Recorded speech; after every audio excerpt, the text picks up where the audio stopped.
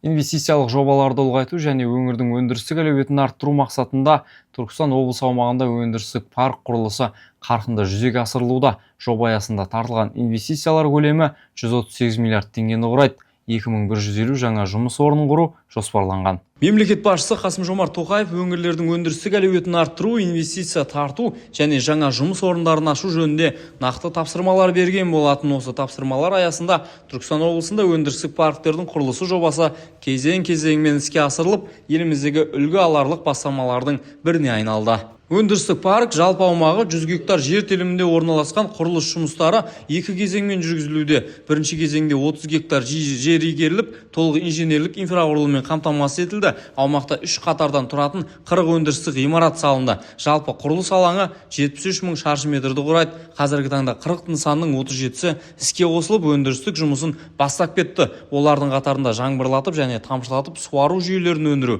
ауыл шаруашылығы тракторларын құрастыру, сэндвич панельдер шығару, мектепке медициналық және кеңсе мекемелеріне арналған жиһаз өндірісі, тоңазытқыш шығару, ішкі есіктер жасау, дрондар мен бейнебақылау камераларын өндіру секілді заманауи жобалар да бар.